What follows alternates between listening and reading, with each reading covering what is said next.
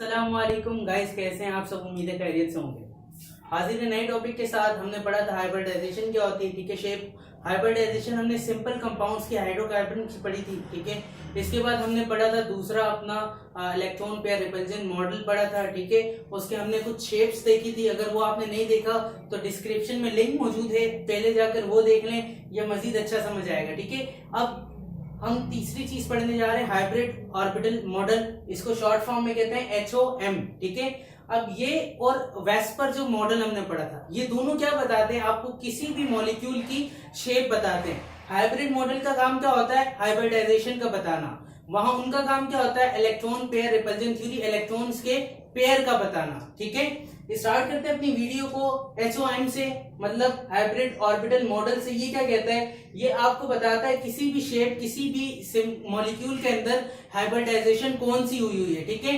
तीन तरह की हाइब्रिडाइजेशन होती है, हमने तीनों पढ़ी थी। सबसे पहले आ जाती है sp हाइब्रिडाइजेशन। sp हाइब्रिडाइजेशन में शेप कैसी होती है, लीनियर शेप होती है, 180 बॉन्ड एंगल होता है। उसके बाद सेकंड आ जाती है sp2 हाइब्रिडाइजेशन। sp2 हाइब्रिडाइजेशन के अंदर शेप कैसी होती है, ट्रायगोनल होती है, एंगल कितना होता है, 120 होता है। नेक्स्ट हमारे पास क्या आ जाती है, sp3 हाइब्रिडाइजेशन। ये पढ़ चुके हम। sp3 हाइब्रिडाइजेशन के अंदर क्या होता है शेप होती है टेट्राहेड्रल जब बॉन्ड एंगल कितना हो, 109। शेप होती है पिरामिडल जब बॉन्ड एंगल कितना हो, 107। और शेप होती है एंगुलर या बेंट जब बॉन्ड एंगल कितना हो, 104.5। ये चीजें हम पढ़ चुके हैं। उसके बाद नेक्स्ट हमारे पास क्या आ जाता है जी, नेक्स्ट आ जाता है हमारे पास कि जितने भी बड़े कंपाउंड होते हैं, ठीक है। इसके अगर हम पढ़ते हैं larger atoms of group 5th and 6th, जो 5th और 6th के लार्जर एटम होते हैं, जिस तरह फास्फोरस हो गया, सल्फर हो गया, do not use sp3 hybridisation. वो sp3 हाइब्रिडाइजेशन को यूज नहीं करते ऑर्बिटल इन बॉन्ड मेकिंग, ठीक है। वो sp3 हाइब्रिडाइजेशन यूज नहीं करते बॉन्ड मेकिंग के लिए। Instead they utilize their p orbital which are mutually at right angle. वो क्या करते हैं कि अपने p ऑर्बिटल को यूटिलाइज करते हैं। अब sp3 हाइब्रिडाइजेशन के अंदर क्या होता है कि s करेक्टर भी आ जाता है और p करेक्टर भी आ जाता है। लेकिन जितने भी एलिमेंट है ग्रुप 5th के, ग्रुप 6th के, वो क्या करते हैं, s करेक्टर को नहीं लाते, जबकि वो क्या करेंगे, अपने p करेक्टर, p ऑर्बिटल को क्या करते हैं, यूटिलाइज कराते हैं। और जो p ऑर्बिटल होता है वो क्या होता है, राइट एंगल होता है एक दूसरे के ऊपर, ठीक है। और इसकी जो है शेप क्या बनती है, इसका एंगल क्या बनता है, 90 डिग्री बनता है, ठीक है। उसके बाद नेक्स्ट आ जाता है हमारे पास, हमारे कुछ एग्जांपल हम पढ़ लेते हैं, जिस तरह हम 4 एग्जांपल पढ़ लेते हैं। अब उसके बाद sp3 की हाइब्रिडाइजेशन देख लेते हैं, ठीक है। हम sp3 की हाइब्रिडाइजेशन के अंदर एग्जांपल ले लेते हैं हम NH3 की। फर्स्ट ऑफ ऑल एग्जांपल क्या ले रहे हैं हम, NH3 की, ठीक है। अब NH3 के अंदर सबसे पहले अगर मैं आपसे कहूं कि मुझे लेविस स्ट्रक्चर बना के, पहले मैं क्या बना रहा हूं जी, लेविस स्ट्रक्चर। लेविस स्ट्रक्चर बनाना है। लेविस स्ट्रक्चर किस तरह बनेगा, सेंट्रल एटम कौन सा है आपके पास, नाइट्रोजन है, ठीक है। नाइट्रोजन है आपके पास। नाइट्रोजन के बाद क्या आ जाएगा, 3 कितने आपके पास, हाइड्रोजन है, ठीक है। नाइट्रोजन के वैलेंस शेल के अंदर नंबर ऑफ इलेक्ट्रॉन कितने होते हैं, नाइट्रोजन के वैलेंस शेल के अंदर होते हैं 5 इलेक्ट्रॉन, ठीक है। एक इसको देगा, एक इसको, और 2 क्या बना लेगा, लोन पेयर बना लेगा, ठीक है। उसके बाद एक हाइड्रोजन का आ जाएगा इस तरह। तो ये शेप क्या बन गई, लेविस स्ट्रक्चर। सेकंड हमने क्या पढ़ा था, सेकंड हमने पढ़ा था वेस्पर मॉडल। अब हमने क्या पढ़ना है, वेस्पर मॉडल, जो हम पढ़ चुके हैं, ठीक है। ये ओवरव्यू दे रहा हूं। इसके अंदर क्या होगा, नाइट्रोजन सेंट्रल एटम रहेगा, ठीक है। उसके बाद 3 हाइड्रोजन है। शेप कौन सी बनानी है आपने, शेप हमेशा बनानी है जी टेट्राहेड्रल शेप बनानी है। हाइड्रोजन कितने, एक हाइड्रोजन, दूसरा हाइड्रोजन और तीसरा हाइड्रोजन, ठीक है। उसके बाद यहाँ क्या आ जाएगा जी, लोन पेयर, ठीक है। तो इस तरह से इसकी शेप बन जाएगी टेट्राहेड्रल शेप। ये हम पढ़ चुके हैं, ठीक है। आई होप के समझ आ गया होगा अभी भी है। उसके बाद अब हम तीसरी चीज पढ़ेंगे, वो क्या है, HOM यानी हाइब्रिड ऑर्बिट मॉडल पढ़ेंगे, ठीक है। वो किस तरह करते हैं वो देख लेते हैं हम। चूंकि हम हाइब्रिडाइजेशन कर रहे हैं, स्ट्रक्चर ऑफ हाइब्रिडाइजेशन का कर रहे हैं, HOM कर रहे हैं हम। अभी हमें सबसे पहले क्या करना पड़ेगा, सबसे पहले हमें करना ये पड़ेगा कि हमने इलेक्ट्रॉनिक कन्फिगरेशन देखनी है नाइट्रोजन की भी। नाइट्रोजन की इलेक्ट्रॉनिक कन्फिगरेशन क्या होती है, N7 होता है, 1s2 2s2 2p 3, ठीक है, कितने हो गए 7 इलेक्ट्रॉन हो गए। अब उसके बाद हाइड्रोजन की अगर हम इलेक्ट्रॉनिक कन्फिगरेशन देखते हैं तो हाइड्रोजन की कितनी होती है, हाइड्रोजन की होती है जी 1, तो क्या आ जाएगा 1s1, ठीक है।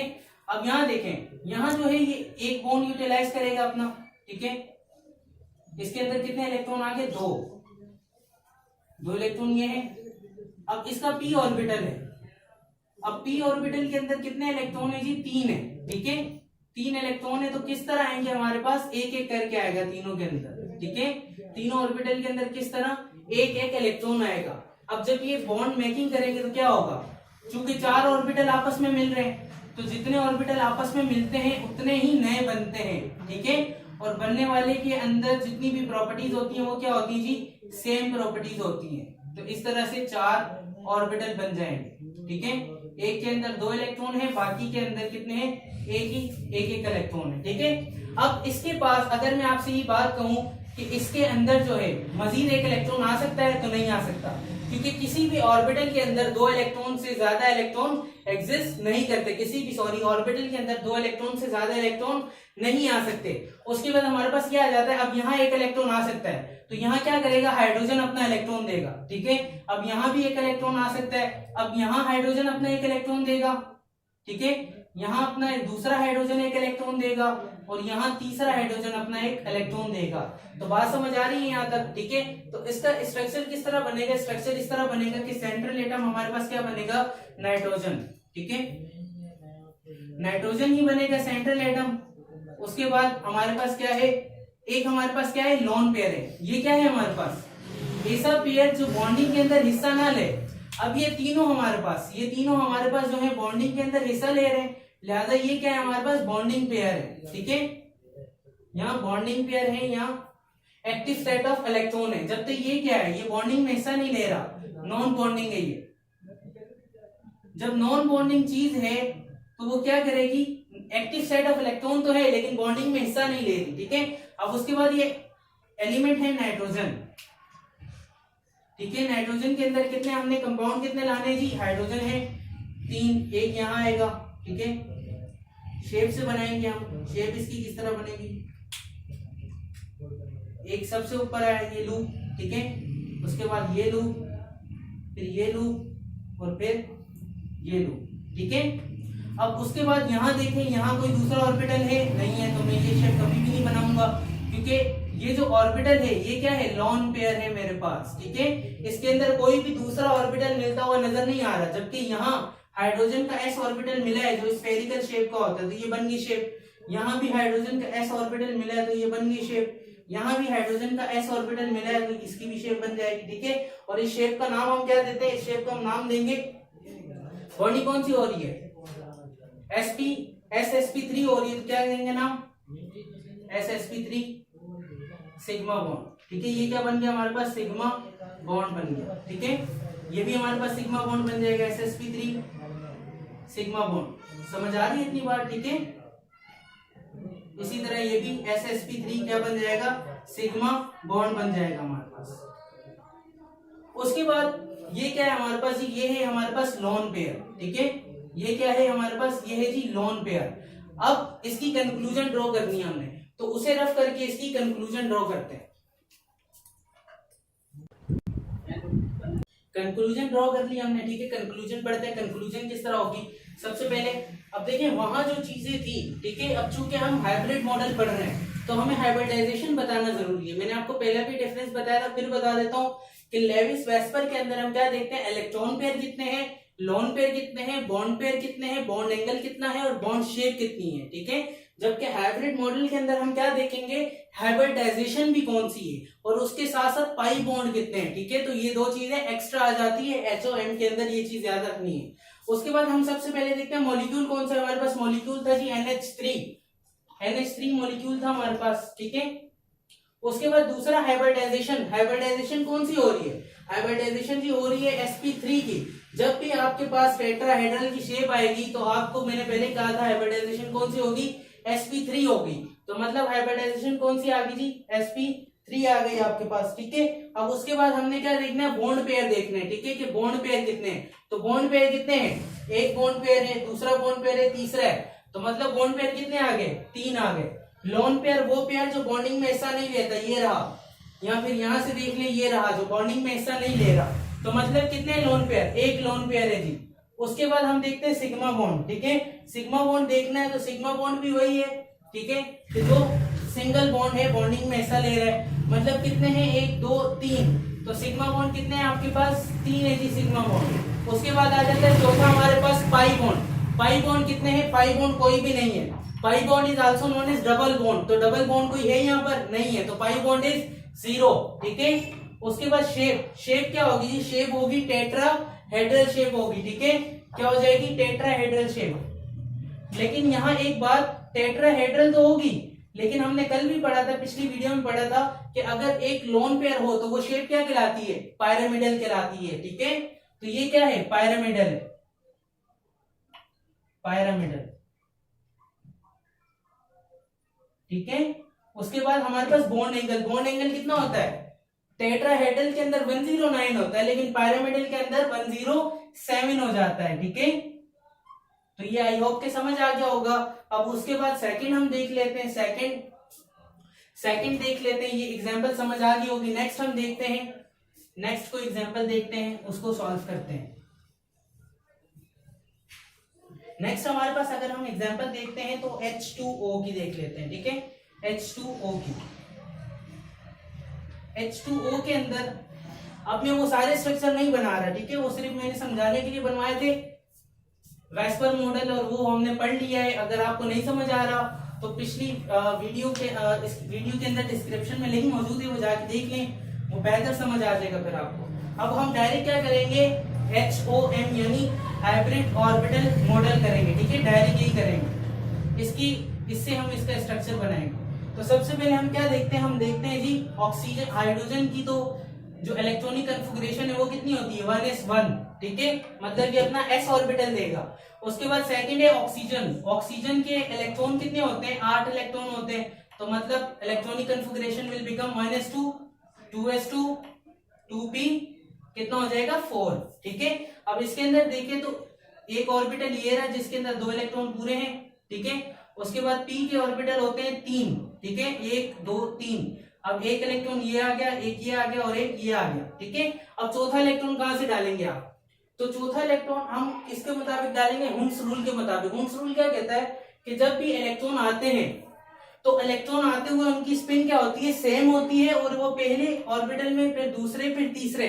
अब जब चौथा इलेक्ट्रॉन आएगा तो वो कहां जाएगा, पहले ऑर्बिटल में जाएगा, और उसकी स्पिन क्या होगी, हमेशा डिफरेंट होगी।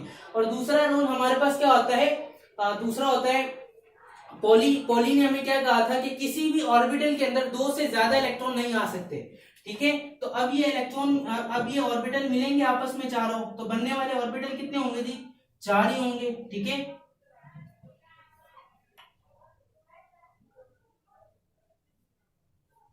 ठीक है, इस तरह से ये 4 ऑर्बिटल बन जाएंगे हमारे पास। अब ये 4 के अंदर ये 2 इलेक्ट्रॉन है तो 2 आएंगे, ठीक है। उसके बाद इसमें भी 2 हैं तो 2 आ गए, ठीक है। उसके बाद इन दोनों में एक एक है, तो इन दोनों में क्या आ जाएगा जी, एक एक ऑर्बिटल आ जाएगा, ठीक है, एक एक इलेक्ट्रॉन सॉरी आ जाएगा। तो अब इसके अंदर कितने इलेक्ट्रॉन की वैकेंसी है, इसके अंदर जी 2 इलेक्ट्रॉन की वैकेंसी है। मतलब ये कितने बॉन्ड बना सकता है, ये 2 बना सकता है। तीसरा क्यों नहीं बना सकता, चौथा क्यों नहीं बना सकता, क्योंकि दोनों इलेक्ट्रॉन जो हमने देखे उन दोनों के अंदर 2 इलेक्ट्रॉन हैं, तो इसी वजह से ये उनमें नहीं बना सकता, ठीक है। तो अब इसकी शेप क्या हो जाएगी, sp3 sp3 sp3, ठीक है। sp3 हाइब्रिड ऑर्बिटल है, ये भी sp3 है, ये भी sp3 हाइब्रिड ऑर्बिटल है, ठीक है। उसके बाद आ जाते हैं इसके स्ट्रक्चर के ऊपर। स्ट्रक्चर किस तरह से ड्रॉ करेंगे, हम स्ट्रक्चर देखेंगे। सबसे पहले बीच में हमारे पास क्या आ जाएगा जी, ऑक्सीजन आ जाएगा, बीच में आ जाएगा ऑक्सीजन, ठीक है। उसके बाद हमारे पास 2 हाइड्रोजन है तो 2 हाइड्रोजन ड्रॉ कर देंगे, 2 हाइड्रोजन का आ जाएगा, जो हो जाएगा एक हाइड्रोजन, ब्लैक से ड्रॉ कर देते हैं ताकि अच्छा नजर आए। तो एक हमारे पास ये आ गया ऑर्बिटल, दूसरा ये आ गया ऑर्बिटल, तीसरा ये आ गया ऑर्बिटल, और चौथा ये आ गया ऑर्बिटल, ठीक है। अब इसके अंदर क्या है जी, लोन पेयर है। अब देखिए 2 लोन पेयर है ना, ठीक है। तो एक लोन पेयर ऊपर आ गया, एक लोन पेयर यहाँ आ गया, ठीक है। अब दो हमारे इसमें बॉन्ड बनाए हुए हाइड्रोजन के साथ, एक बॉन्ड ये आ गया स्फेरिकल शेप और एक ये आ गया, ठीक है। तो अब ये शेप क्या बन जाएगी, SsP3 क्या बन जाएगा, सिग्मा बॉन्ड, ठीक है। ये भी क्या बन जाएगा, SsP3 सिग्मा बॉन्ड, ठीक है। और ये दोनों क्या है जी, ये है लोन पेयर, ये क्या है, लोन पेयर है, और ये भी क्या है जी, ये भी है लोन पेयर, ठीक है। कंक्लूजन ड्रॉ कर लेते हैं। कंक्लूजन के अंदर हम क्या देखते हैं, कंक्लूजन के अंदर सबसे पहले हम देखते हैं मॉलिक्यूल क्या है, मॉलिक्यूल देखेंगे। मॉलिक्यूल कौन सा है जी हमारे पास, मॉलिक्यूल है हमारे पास H2O, ठीक है। उसके बाद सेकंड आ जाएगा हमारे पास, इसके बाद हाइब्रिडाइजेशन कौन सी हो रही है बताएंगे, हाइब्रिडाइजेशन कौन सी हो रही है, जब भी टेट्राहेड्रल शेप हो, तो हाइब्रिडाइजेशन कौन सी होती है, sp3 होती है। उसके बाद सेकंड आ जाएगा बॉन्ड एंगल क्या है, बॉन्ड पेयर कौन से हैं, बॉन्ड पेयर कितने हैं जी बताएं, बॉन्ड पेयर हैं 2, ठीक है, 1 2, तो बॉन्ड पेयर कितने आ गए 2। उसके बाद लोन पेयर कितने हैं जी, लोन पेयर भी हैं 2, ठीक है, लोन पेयर भी हैं 2। उसके बाद आ जाए सिग्मा बॉन्ड पर, सिग्मा बॉन्ड कितने हैं जी, सिग्मा बॉन्ड भी हमारे पास 2 हैं, ठीक है। उसके बाद पाई बॉन्ड कितने हैं जी, पाई बॉन्ड कितने हैं, पाई बॉन्ड नहीं है कोई भी, ठीक है, पाई बॉन्ड नहीं है कोई भी, तो पाई बॉन्ड कितना आ जाएगा 0 हमारे पास। बॉन्ड एंगल कितना होगा,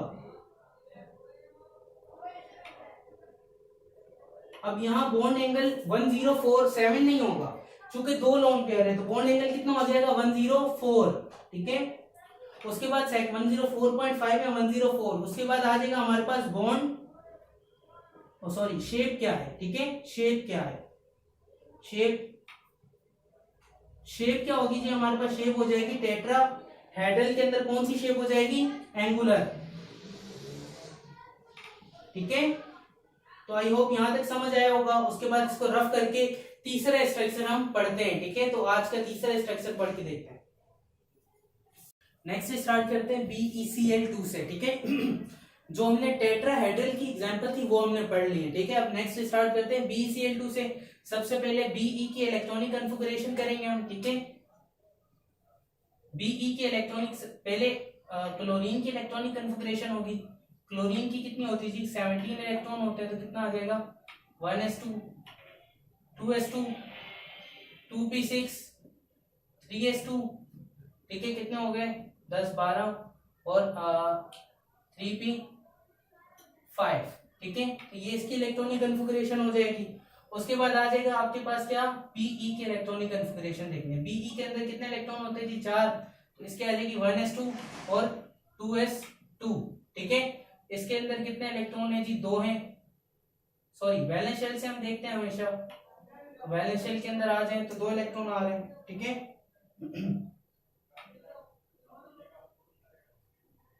कितने होंगे, सॉरी सबसे पहले तो हम इसकी क्या देखेंगे कि इसकी ग्राउंड स्टेज पे ऊपर वो क्या इलेक्ट्रॉनिक कन्फिगरेशन है 1s2 2s2 है, ठीक है। उसके बाद इसकी एक्साइटेशन स्टेज पर, एक्साइटेशन स्टेज के ऊपर इसकी इलेक्ट्रॉनिक कन्फिगरेशन क्या है, ग्राउंड स्टेज पर इसकी इलेक्ट्रॉनिक कन्फिगरेशन ये है। एक्साइटेड स्टेज पर क्या हो जाएगी 1s1 2s sorry 1s2 2s1 और 2p1, ठीक है। एक इलेक्ट्रॉन कहां चले जाएगा, P के अंदर चला जाएगा। तो अब एक इसका ऑर्बिटल है और एक इसका, 3 ऑर्बिटल होते हैं लेकिन इलेक्ट्रॉन चूंकि एक ही है, ठीक है, तो एक ऑर्बिटल आ गया, ठीक है। अब ये कितने मिलेंगे, दोनों आपस के अंदर मिलेंगे, बनने वाले बॉन्ड कितने होंगे, 2 ही होंगे ऑर्बिटल, एक ये और एक ये होगा, ठीक है। तो इसके बाद अब चलते हैं इसकी शेप के ऊपर। इसकी शेप दरअसल कैसी होगी, ठीक है। तो अगर मैं वेसिबल मॉडल की शेप बनाता हूं इसके अंदर, ठीक है, वेसिबल के अंदर अगर इसकी शेप बनाऊं तो वेसिबल की शेप इसकी कैसी होगी कि एक बीच में है Be, साइडों पर है Cl और यहाँ भी है Cl, ठीक है। 180 कितना हो जाएगा इसका बॉन्ड एंगल, ठीक है।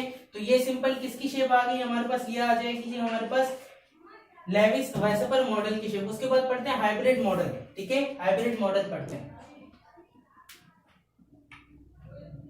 हाइब्रिड मॉडल, हाइब्रिड मॉडल के अंदर हम दरअसल क्या देखेंगे कि बीच वाला एलिमेंट कौन सा सबसे पहले बीच में है जी, बेरिलियम, ठीक है। उसके बाद इसका लूप कौन सा आ रहा है, एस और पी, ठीक है, ठीक है। उसके बाद सेकंड हमारे पास क्या आ जाएगा, हमारे पास आ जाएगा Cl, ठीक है। अब Cl का देखें क्या दे रहा है, P से इलेक्ट्रॉन देगा, ठीक है।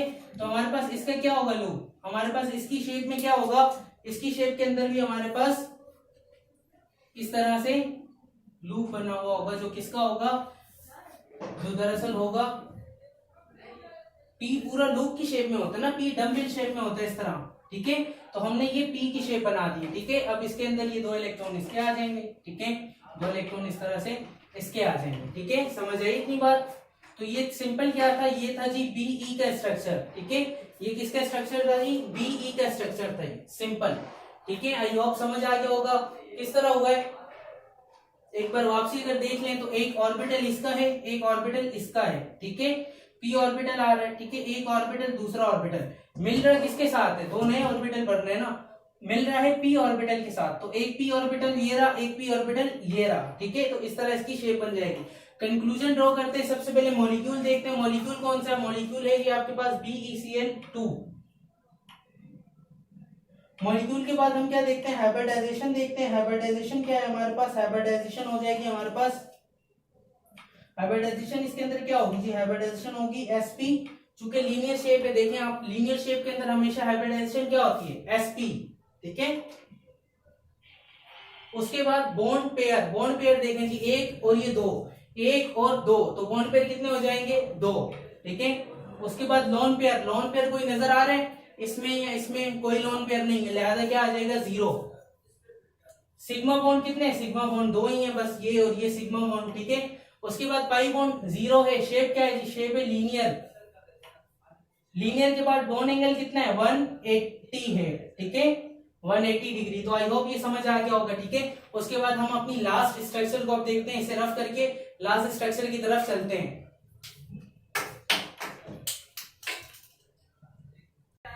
नेक्स्ट कर लेते हैं BF3, ठीक है।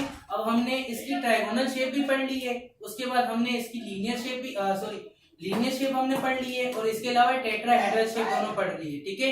उसके बाद तीसरा हमारे पास क्या आ जाता है, BF3 की शेप हम देख लेते हैं। BF3 के अंदर क्या आ जाता है, BF3 को देखते हैं। अच्छा एक चीज मैं बताना भूल गया, वो बता देता हूँ कि एक बोरोन, एक बेरिलियम और एक कार्बन, ये 3 जो एलिमेंट है, ठीक है, ये तीनों क्या शो करते हैं, ये तीनों शो करते हैं एक्साइटेशन स्टेट, ये तीनों एक्साइटेशन स्टेट शो करते हैं, इनके अलावा दूसरे एलिमेंट नहीं करते। इसीलिए मैंने लीनियर की शेप में एक्साइटेशन करके दिखाई थी, ठीक है। H2O के अंदर नहीं की थी क्योंकि उनके अंदर क्या है, ना बेरिलियम है, ना बोरॉन है, ना कार्बन है। उसके बाद चलते हैं फ्लोरीन पर। फ्लोरीन के अंदर अगर इलेक्ट्रॉनिक कन्फिगरेशन देखते हैं तो 9 होते हैं, तो क्या हो जाएगी 1s2 2s2। अच्छा मेरे साथ साथ बोलते जाए करें ताकि आप लोगों को अच्छा समझ आए। 1s2 2s2 2p कितना आ जाएगा 5, ठीक है, 2 4 7 2 9 हो गया, ठीक है। उसके बाद आ जाएगा बोरॉन। बोरॉन के अंदर कितने होते हैं इलेक्ट्रॉन, बोरॉन के अंदर होते हैं 5 इलेक्ट्रॉन होते हैं ना बोरॉन के अंदर, ठीक है। 5 इलेक्ट्रॉन के लिए पहले हम क्या देखेंगे, पहले हम देखेंगे इसकी ground stage configuration. Ground stage के इलेक्ट्रिकल कॉन्फ़िगरेशन क्या होगी, इलेक्ट्रॉन कॉन्फ़िगरेशन बोरॉन की 1s2 2s2 2p1, ठीक है। अब उसके बाद एक्साइटेशन स्टेज ही शो करेगा, ठीक है। उसके अंदर बोरॉन क्या हो जाएगा दरअसल, अब इसकी 1s2 2s1 एक इलेक्ट्रॉन वहां शिफ्ट हो जाएगा और ये हो जाएगा 2p2, ठीक है। एक्साइटेशन स्टेट का मतलब क्या है, एक अपने हायर ऑर्बिटल में चले जाना इलेक्ट्रॉन, ये क्या कहलाता है एक्साइटेशन स्टेट। उसके बाद अब इसके अंदर क्या होगा, एक इसका ऑर्बिटल मिलेगा, एक इसका ऑर्बिटल है s का, 2 इसके हैं p के, ठीक है, होते 3 है लेकिन 2 इलेक्ट्रॉन है, तो लिहाजा ये कितने ऑर्बिटल मिल रहे हैं 3, ठीक है। 3 इस तरह मिलेंगे, बनने वाले कितने होंगे जी, बनने वाले भी 3 होंगे, इस तरह से ये बन जाएंगे ऑर्बिटल, ठीक है। उसके बाद आ जाता है हमारे पास, इसकी हम शेप देख लेते हैं, शेप किस तरह होगी इसकी, ठीक है। Hybrid model, hybrid model, hybrid model देख लेते हैं। हाइब्रिड मॉडल किस तरह से होगा, ठीक है। सबसे पहले हम क्या देखते हैं, सेंट्रल एटम कौन सा हमारे पास, बोरॉन है, ठीक है। अब बोरॉन के अंदर कितने ऑर्बिटल है जी, बोरॉन के अंदर है 3 ऑर्बिटल, 1 2 3, इस तरह 3 है, ठीक है ना, 3 ऑर्बिटल बन रहे हैं, ठीक है, 3 आ गए। उसके बाद क्या है, फ्लोरीन है। अब फ्लोरीन के अंदर, ठीक है, फ्लोरीन के अंदर आते हैं तो फ्लोरीन कितना आ जाएगा, 3 फ्लोरीन है ना, BF3। और इसके पास ये देखें, अगर मैं इसका ऑर्बिटल बनाता हूं p का, तो 2 इलेक्ट्रॉन, 2 इलेक्ट्रॉन और 1 इलेक्ट्रॉन, 5 है ना, 2 4 1 5। अब ये एक ऑर्बिटल यूटिलाइज करेगा जो क्या है, z ऑर्बिटल, ठीक है, z ऑर्बिटल। अब z ऑर्बिटल की p ऑर्बिटल में शेप क्या होती है, डम्बेल शेप होती है, ठीक है। तो इस तरह क्या बना देगा, डम्बेल शेप बना देगा, इस तरह से क्या बना देगा, डम्बेल शेप बना देगा, ठीक है। आई होप कि समझ आ रहा होगा ये, ठीक है। 2 इलेक्ट्रॉन इसके अंदर आ जाएंगे, इसके मिलने वाले 2 यहां मिलेंगे इसके साथ, ठीक है। 3 ऑर्बिटल है ना, तीनों के साथ एक एक इलेक्ट्रॉन मिलेगा, ठीक है, तीनों के साथ एक एक इलेक्ट्रॉन मिलेगा। अब इसके बाद इसके अंदर क्या है, ये क्या है जी, ये है हमारे पास, देखिए sp2 मिल रहा है, sp2 है ना, ये हमारे पास नए ऑर्बिटल कौन से बने, sp2 sp2 sp2 hybrid orbital, orbital, ठीक है, sp2 हाइब्रिड ऑर्बिटल बने। अब sp2 मिल रहा है किसके साथ, 2p के साथ, तो मतलब ये सिग्मा बॉन्ड कौन सा है, sp2 2p सिग्मा बॉन्ड, ठीक है। तो इस तरह आई होप समझ आया होगा। अगर ये 3p के साथ मिल रहा होता तो क्या हो जाता है, sp2 3p सिग्मा बॉन्ड, ठीक है। तो यहां भी क्या आ जाएगा, sp2 2p sigma bond. Last one इसमें भी क्या आएगा, sp2 2p सिग्मा बॉन्ड, ठीक है। तो इस तरह 3 सिग्मा बॉन्ड बन जाएंगे। आई होप ये शेप समझ आ गई होगी आपको। अब ये देख ले शेप क्या है, ट्राइगोनल शेप होगी, ठीक है। उसके बाद लास्ट हम चलते हैं अपनी कंक्लूजन की तरफ। सबसे पहले मॉलिक्यूल बताना है जी, मॉलिक्यूल कौन सा, मॉलिक्यूल सिंपल के BF3 है, ठीक है, तो लिख दें BF3। उसके बाद हाइब्रिडाइजेशन कौन सी होती है, ट्राइगोनल के अंदर हाइब्रिडाइजेशन कौन सी होती है, आपको पता है, ट्राइगोनल के अंदर हाइब्रिडाइजेशन होती है sp2, ठीक है। उसके बाद बॉन्ड पेयर कितने हैं जी, बॉन्ड पेयर है 1 2 और 3, ठीक है, तो लिख दें 3 बॉन्ड पेयर है। लोन पेयर कोई नजर आ रहा है आपको, लोन पेयर कोई नहीं है, तो लोन पेयर 0 हो जाएगा। उसके बाद सिग्मा बॉन्ड कितने, 3 है, पाई बॉन्ड कोई नहीं है, तो 0। शेप कौन सी है, ट्राइगोनल शेप है, ठीक है, trigonal. Last one is trigonal. उसके बाद बॉन्ड एंगल कितना है इसके अंदर में, बॉन्ड एंगल कितना होता है, 120 होता है ट्राइगोनल के अंदर, ठीक है। तो यहाँ हमारा BF3 का कंक्लूजन खत्म होती है और इसके अलावा हमारा टॉपिक भी आज का वाइंड अप होता है। अब इसके अंदर हम देखते हैं हमने पढ़ क्या क्या लिया है। हमने हाइब्रिडाइजेशन पढ़ ली है, हमने इलेक्ट्रॉन पेयर रिपल्जन थ्योरी पढ़ ली, उसकी एग्जांपल हमने देख ली, हमने हाइब्रिड मॉडल पढ़ लिया, ठीक है। हाइब्रिड मॉडल पहले हमने सिंपल हाइड्रोकार्बन वाला पढ़ा, उसके बाद कॉम्प्लेक्स शेप वाला पढ़ा, ठीक है। अब उसके दरमियान हमने डिफरेंस बताया कि VSEPR electron pair repulsion theory में और हाइब्रिड मॉडल के अंदर फर्क क्या है, कि उसके अंदर हम हाइब्रिडाइजेशन बताते हैं और वेस्पर मॉडल के अंदर हम इलेक्ट्रॉन पेयर रिपल्जन थ्योरी का कॉन्सेप्ट देते हैं। तो यहाँ पर खत्म होता है, लेकिन एक छोटी सी आपको ट्रिक बतानी है कि एमकेट या ईकेट वालों के लिए इतना लंबा प्रोसेस उनको करना पड़ेगा। अगर उनके पेपर के अंदर एमसीक्यू आता है कि define BF3 how many electron pair are in there, तो अब आपको किस तरह पता चलेगा कि इलेक्ट्रॉन पेयर इसके अंदर कितने हैं। तो एक छोटी सी ट्रिक हम देखेंगे, उससे हमें पता चल जाएगा कि इसके अंदर इलेक्ट्रॉन पेयर कितने हैं। इसे रफ करके छोटी सी ट्रिक बताता हूं आप लोगों को। शॉर्ट ट्रिक देख लेते हैं। शॉर्ट ट्रिक, यहाँ इलेक्ट्रॉन पेयर हमने मालूम करना है। इलेक्ट्रॉन पेयर इक्वल है किसके, हाफ मल्टीप्लाई करते हैं valence shell of central atom जो भी होगा, ठीक है, उसके वैलेंस शेल को प्लस कर देंगे किसके साथ, नंबर ऑफ अटैच एटम के साथ, ठीक है। थोड़ा सा कंफ्यूज कर रहा है, लेकिन एग्जांपल देखेंगे तो हमें अच्छा समझ आ जाएगा। pH3 की हम एग्जांपल देखते हैं। सपोज कि हमारे पास क्या है, pH3 में हमने इलेक्ट्रॉन पेयर मालूम करना है। तो उसके बाद देखें हमारे पास क्या है, हाफ है। हाफ के बाद क्या करना है जी, हमने valence electron of central atom. अब फास्फोरस के अंदर वैलेंस इलेक्ट्रॉन कितने होते हैं, वैलेंस शेल में इलेक्ट्रॉन कितने होते हैं, 5 होते हैं। ठीक है, वैलेंस शेल में इलेक्ट्रॉन कितने होते हैं, 5 होते हैं। आपको हर एलिमेंट के वैलेंस शेल इलेक्ट्रॉन मालूम होने चाहिए, बस ये ट्रिक आपके लिए इजी हो जाएगी। उसके बाद प्लस कर दें number of attach atom. P की शेप किस तरह होती है, इस तरह से 3 इलेक्ट्रॉन अटैच होते हैं। ठीक है, उसके अंदर इस तरह से।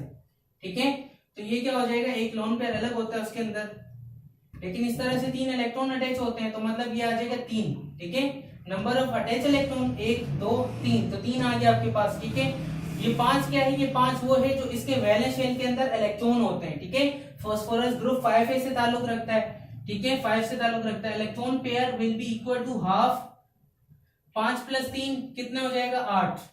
ठीक है, 8 1 से कितना हो जाता है जी, 8/2, 2 1 जा 2, 2 4 जा 8। मतलब इसके अंदर इलेक्ट्रॉन पेयर कितने हैं आपके पास, इलेक्ट्रॉन पेयर हैं 4। अब आप यहां से देखकर अंदाजा लगा सकते हैं कि लोन पेयर बॉन्ड पेयर कैसे होगा। आप देख रहे हैं फास्फोरस 5 से ताल्लुक रखता है और अटैच एलिमेंट 3 है, और 3 जो अटैच एलिमेंट होते हैं मतलब वो क्या है आपके पास, वो है जी बॉन्ड पेयर। तो इसके अंदर आपको अंदाजा हो जाएगा बॉन्ड पेयर कितने हैं, बॉन्ड पेयर है 3। ठीक है, उसके बाद लोन पेयर कितने हैं, 4 में से 3 को माइनस कर दो तो लोन पेयर आ जाएगा आपके पास। लोन पेयर कितने हैं, 1। ठीक है, तो इस तरह आपको इजीली पता चल जाएगा किसी एलिमेंट के अंदर इलेक्ट्रॉन पेयर कितने हैं, बॉन्ड पेयर कितने हैं और लोन पेयर कितने हैं। उसके बाद सेकंड एग्जांपल भी करके देख लेते हैं। सेकंड एग्जांपल के अंदर हम देखते हैं H2O को, सपोज H2O को करके देख लेते हैं। H2O के अंदर हम क्या देखते हैं कि H2O इलेक्ट्रॉन पेयर इक्वल है किसके, हाफ, प्लस ऑक्सीजन के वैलेंस शेल में कितने इलेक्ट्रॉन होते हैं, ऑक्सीजन के वैलेंस शेल में कितने इलेक्ट्रॉन होते हैं, 6 इलेक्ट्रॉन होते हैं। ठीक है, कितने होते हैं, 6 इलेक्ट्रॉन होते हैं, 6 होते हैं ना। ऑक्सीजन है, एक शेल होता है, दूसरा शेल होता है, पहले शेल में 2 इलेक्ट्रॉन होते हैं, दूसरे शेल में 1 2 3 4 5 और 6, इस तरह 6 इलेक्ट्रॉन होते हैं। और नंबर ऑफ अटैच एटम कितने हैं, 2 हैं। ठीक है, तो प्लस आ जाएगा 2। ठीक है, 6 + 2 कितने हो गए, 8। ठीक है, 8 ही कम 8 कितने हो गए, 8/2। ठीक है, उसके बाद 2 1 जा 2, 2 2 जा 2 4 जा 8। ठीक है, मतलब आपके पास इलेक्ट्रॉन पेयर कितने आ गए जी, इलेक्ट्रॉन पेयर आ गए 4। अब आपने वापसी यहाँ देखना है कि इलेक्ट्रॉन अटैच कितने हैं, 2। तो मतलब इसके अंदर बॉन्ड पेयर कितने हैं, बॉन्ड पेयर है, वेरी गुड, 2 हैं। ठीक है, उसके बाद 4 में से 2 माइनस करोगे तो लोन पेयर आ जाएगा। तो लोन पेयर कितने हैं आपके पास, लोन पेयर है जी, लोन पेयर भी कितने हैं, 2। ठीक है, तो इस तरह से आप बॉन्ड पेयर लोन पेयर मालूम कर सकते हैं बिल्कुल इजी वे से, विद इन 2 सेकंड के अंदर किसी भी मॉलिक्यूल के। ठीक है, तो आई होप कि आपको आज का जो लेक्चर है वो समझ आया होगा। अगर समझ आया तो हमारे चैनल को अभी तक आपने लाइक नहीं किया, सब्सक्राइब नहीं किया, तो प्लीज लाइक शेयर सब्सक्राइब करना ना भूलें, साथ मौजूद बेल आइकन को लाजमी दबा दें। और आगे आने वाली वीडियो तक के लिए अल्लाह हाफिज और नासिर।